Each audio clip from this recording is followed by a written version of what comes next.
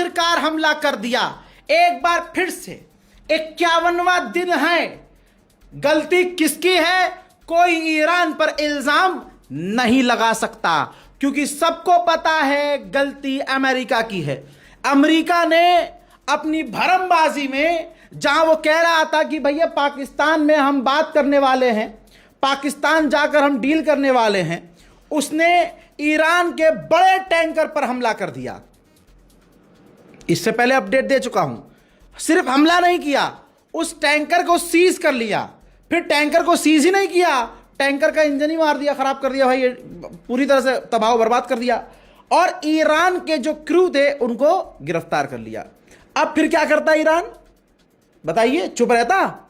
Iran ने आधी रात गुजरने के बाद, आधी रात से भी ज्यादा गुजरने के बाद, भारतीय वक्त के मुताबिक कह रहा हूं, आधी रात से भी ज्यादा वक्त गुजरने के बाद अमेरिका का एक वॉरशिप, अगर टैंकर होता तो छोटी बात होती। सबूत आपकी स्क्रीन पर है, प्रूफ देख लीजिए भैया। अमेरिका का युद्धपोत जिसे टारगेट किया है ईरान ने, और ईरान ने खुद ऐलान किया है, तो ईरान तो झूठ बोलेगा नहीं। ईरान ने अमेरिका के युद्धपोत को निशाना बनाकर ड्रोन लॉन्च किया है। अब आगे की खबर नहीं है मेरे पास कि भैया वॉरशिप पर हमला हुआ तो नुकसान कितना हुआ, क्योंकि ये ब्रेकिंग न्यूज है। ब्रेकिंग न्यूज शेयर कीजिएगा इस वीडियो को। मामला तो गंभीर हो चुका है। यानी ईरान जो कह रहा था शुरू से ही कि भैया हम नहीं जाएंगे, हम पाकिस्तान नहीं जाएंगे, हम बातचीत नहीं करेंगे, और वहां पाकिस्तान कह रहा था कि नहीं पाकिस्तान आइए आप बात कीजिए आप, तमाम तरह की चीजों का खुलासा हो गया है। अमेरिका ने इस डील को, होने वाली डील को खराब कर दिया है। उधर अमेरिका ने भरमबाजी देखिए, एक तो गुनाह ऊपर से भरमबाजी। ये देखिए अमेरिका ने वीडियो जारी किया है जिसमें उसने दिखाया है कि हमने ईरान के टैंकर पर किस तरह से हमला किया था। ये जो 40-45 दिन ईरान ने पीटा है अमेरिका को, बस उसकी ये छाप मिटाने की कोशिश है, और ये अमेरिका पर और अब भारी पड़ेगा।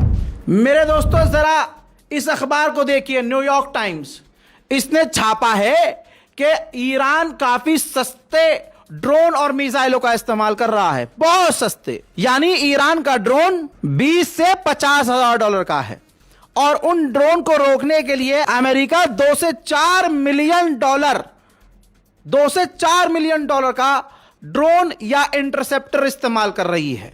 इसीलिए ईरान की जीत हो रही है। कौन कह रहा है? अमेरिका अखबार कह रहा है। यानी ईरान के एक सस्ते ड्रोन और सस्ती मिसाइल को रोकने के लिए अमेरिका 100 गुना ज्यादा महंगे हथियारों का इस्तेमाल कर रहा है। उधर भारत का भी बयान आया है। भारत ने कहा है कि हम डीपली डिस्टर्ब हैं जो ईरान ने हमारे टैंकरों पर हमला किया है, और इस बारे में हम ईरान से बात कर रहे हैं। उधर यूएई को टेंशन है। यूएई और अमेरिका बात कर रहे हैं।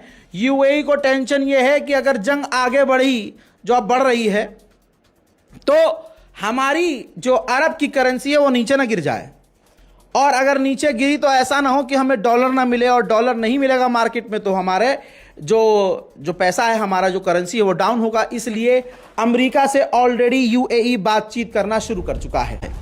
हजरात, सबसे बड़ा अपडेट है ये।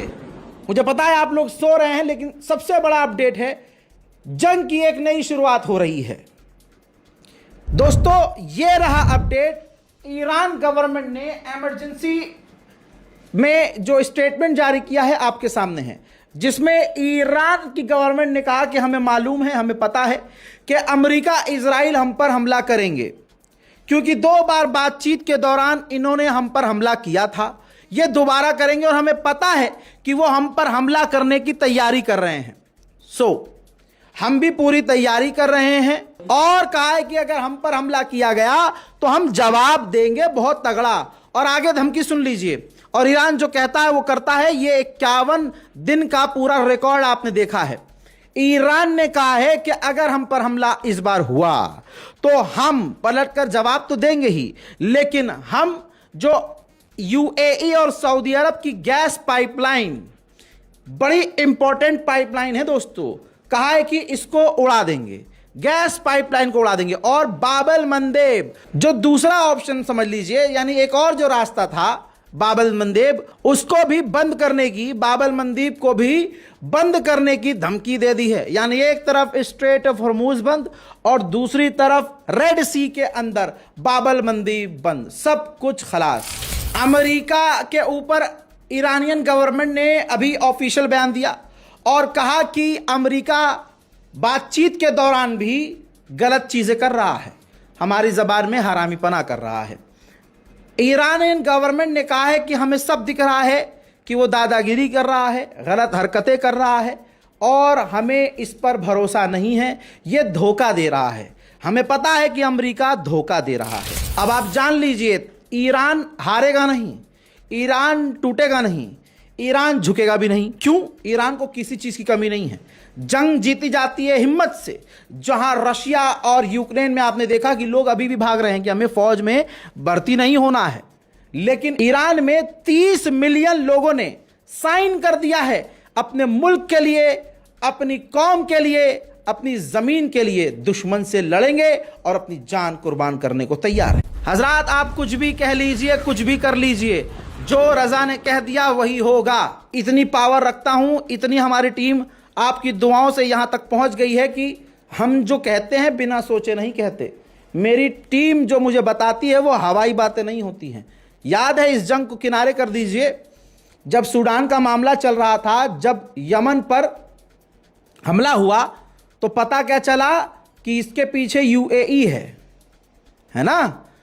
सऊदी अरब ने यमन को बचाया टूटने से, सऊदी अरब ने सूडान के अंदर मदद भेजी, यूएई को लताड़ा। अब दोनों एक दूसरे के टक्कर पर आ गए थे। इस जंग से 1-2 दिन पहले तक यह मामला चल रहा था। यूएई और सऊदी अरब ऐसे थे कि अब लड़ लेंगे। अब ईरान की जंग ने सबको एक कर दिया। तो अब यह विजुअल देखिए जो हमारी बात को साबित करेगी। जो सऊदी अरब के जो विदेश मंत्री हैं फैसल बिन सलमान, ध्यान से देखिए, जिसमें तुर्की, कतर, जॉर्डन, यूएई, देखिए यूएई सबसे आपको कोट पैड में नजर आ रहा है किनारे लेफ्ट साइड में, और सऊदी अरब के विदेश मंत्री नजर आ रहे हैं। तो पहले सऊदी अरब के विदेश मंत्री ने दूरी बनाई, पहला कदम वो पीछे हुए, फिर यूएई के विदेश मंत्री उनसे 2 कदम दूर हो गए। यह दूरी बता रही है कि अगर दुनिया को दिखाने के लिए भी 2 इंसान एक नहीं हो रहे हैं तो अंदर ही अंदर एक दूसरे के बीच दुश्मनी कितनी होगी। अमेरिका के फाइनेंशियल टाइम ने लिखा है, देख लो, कि यूक्रेन और रूस की जंग को पूरा ईरान ने स्टडी किया है और उसका इस्तेमाल करके अब वो जीत रहा है। ब्रेकिंग न्यूज में मैंने सब कुछ लपेट दिया है, जो अपडेट पेंडिंग थी वो सब मैंने आपको दे दी है। शेयर कीजिए, दुआ कीजिए। जय हिंद।